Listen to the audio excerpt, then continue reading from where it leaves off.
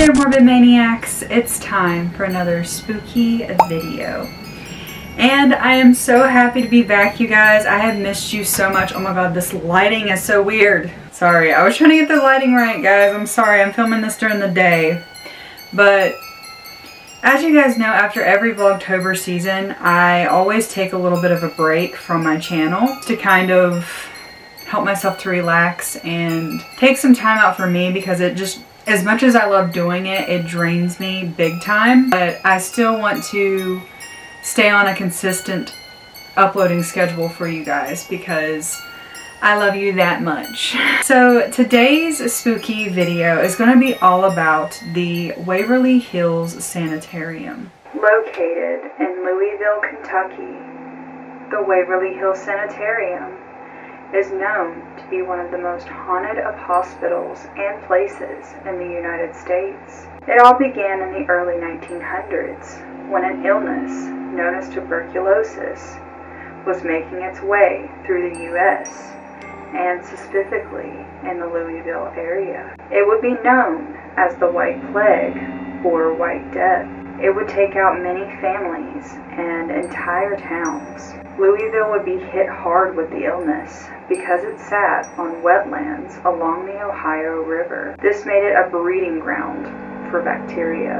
In 1910, to try and contain the disease, a hospital would be constructed. This was a 2-story wooden sanitarium, which was meant to house between 20 to 50 patients. The plague continued to wreak havoc on the area, and by 1911, they began plans for a new hospital. With lots of donations and money, the plans for the new hospital were started in 1924. The new building would open just 2 years later in 1926, and the hospital would be named Waverly Hills Sanatorium. Waverly Hills was considered to be one of the more advanced facilities in the country. However, at the time, there was no known treatment for the disease, and unfortunately, a lot of the patients would end up passing away due to their illness. Instead of a proper treatment, they were told to get plenty of rest, eat lots of nutritious food, and get plenty of fresh air. And many patients who were diagnosed with tuberculosis were isolated from other patients. Families would be divided, and even children would be stripped away from their parents. Doctors and nurses would not leave the property and would actually end up living in the hospital full time. And many of the treatments for the illness were actually way worse than the disease itself. Patients would undergo different procedures in an attempt to cure them from the illness. Lungs would be exposed to an ultraviolet light to try and stop bacteria. This procedure would be done in what was called a sunroom, which consisted of artificial light and would be done on the rooftops or open porches for fresh air. Patients would be forced to sit in front of windows or porches, no matter what the season was. Old photographs show patients lounging in chairs in the middle of winter, covered in snow. Patients would have their lymph nodes removed from their lungs or have portions of the lung removed in the most intense and bloody procedure was called, which involved removing 7 to 8 ribs and muscles to allow greater lung expansion. They would surgically implant balloons into the patient's lungs to expand them. This was considered to be last resort. The results were never pleasant, and many of the patients who went under these procedures would not survive. They would also use electric shock therapy for patients whose illness had spread to their brain. And the death rate grew so high at Waverly that they ended up constructing a secret tunnel. The tunnel was referred to as the body chute. The tunnel would carry the dead patients from the hospital to the railroad tracks at the bottom of the hill. The train would take them off for burial or cremation. The tunnel would be hidden as the doctors and the people who worked within the hospital did not want the living patients to see it. The doctors believed that the patient's mental health was just as important as their physical health. Over the years, many people would pass away at the Waverly Hills Sanatorium, though the actual recorded number of deaths is unknown. The estimated amount of people who passed during its time of operation was between 6,000 to over 60,000. And by the late 1930s, there was a decline in tuberculosis as a new medicine had been introduced into the U.S. The hospital would house many soldiers from World War II who were struggling with the illness, and unfortunately, many of them would not make it. In 1961, Waverly Hills would close and reopen a year later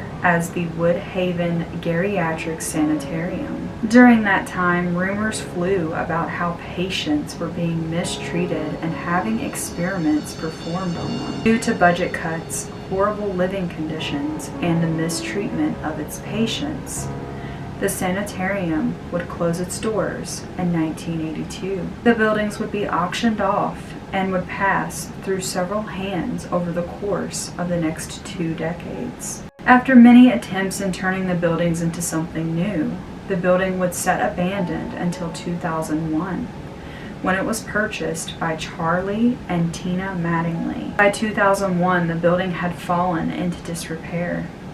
Vandals had destroyed a lot of the remaining hospital. Locals would come in search of a thrill. Homeless would stay and search for shelter.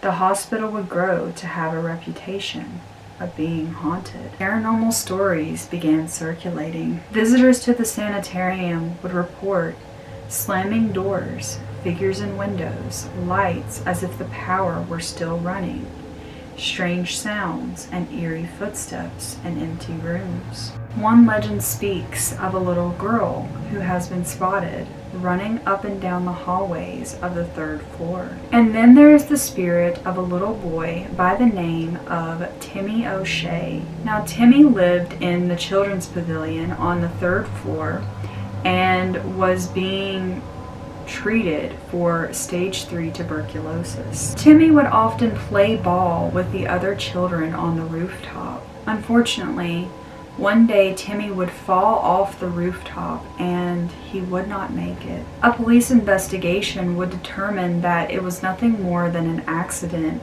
However, many people questioned the man who was seen standing alongside him that day. Over the years, many who visit the sanitarium will often bring play balls to play with Timmy. And in some instances, these balls will move on their own or will roll back to the person who threw it. Sometimes Timmy has been captured playing with the ball all on his own. Timmy loves to play with new visitors. And some have spotted the apparition of a woman with bleeding wrists crying out for help in the hallways. Other legends speak of a man in a white coat who has been seen walking into the kitchen, and the smell of cooking food will waft into the room. Perhaps the most popular legend is that of room 502 on the 5th floor. This room consisted of 2 nurses' stations. Many people have seen shapes moving in the windows, have heard disembodied voices. Some have even jumped to their deaths. This floor was said to have housed the mentally ill. And one nurse who worked on the 5th floor in room 502 would be found hanging from a light fixture. She was only 29 years old, and the legend states that she found out she was pregnant and was not married, and this distraught her so much that she took her own life. And in 1932, another nurse who worked on the same floor would fall and plunge several stories down to her death. The next year, volunteers working toward the restoration of the building would experience strange occurrences as well, such as ghostly sounds, slamming doors, lights appear in the building where there should have been none, objects being thrown at them by some unseen source, were struck by unseen hands, seeing ghostly apparitions in doorways and corridors, and much more. One disturbing entity which is very popular at the Waverly Hills Sanatorium is that of the creeper. The creeper does not appear to be human. Instead, it is a large shadow being which has been spotted climbing up the walls and the ceilings on the 4th floor. Many visitors of the Waverly Hills Sanatorium have also came face to face with their very own doppelganger. No one knows the reason behind this. However, it is not a good thing if you run into your doppelganger. And the death tunnel, aka the body chute, is a trip all in itself. Those who investigate it often describe an eerie, unsettling vibe which surrounds it. Ghost hunters have heard doors slamming, knocking, moaning, and strange lights which appear in the tunnel's darkness. They also describe the eerie feeling of being watched. Witnesses have felt spirits holding their hands while walking down hallways. Some have even felt the pain of tuberculosis and experienced pains from the horrific surgeries which were performed. Faces will appear in windows, shadow figures in empty rooms. Many have spotted a hearse dropping off coffins at the back of the building. There is also the sound of relentless coughing and doctors performing surgeries, moans, screams, and children's laughter which echoes throughout the hallways. During the years that Waverly Hills stood abandoned, 2 men reportedly died on the property. One was said to be unalived by drug dealers, and the other fell down an elevator shaft with his dog. Since then, the apparitions of both men and the dog have been spotted on the property. Owner Tina Mattingly even reported seeing the ghostly man and his dog while locking up after a tour. So there is the story of the Waverly Hills Sanatorium. What do you guys think of this creepy place? I know that this is a very popular one, and most people who are involved in the paranormal are already aware of it because it's very popular. I've never made a video on it, and I enjoy kind of documenting these things for you guys and sharing it with you, even if you've already heard it. Honestly, Kentucky is not that far from me, and I would love to visit here one day, do a ghostly investigation for myself. We will see, but I hope you guys enjoyed this video. If you did, please give me a big old thumbs up. Subscribe to my channel if you have not already, and become a morbid maniac. Also, be sure to hit that bell notification. That way you get notified every single time I upload a new video.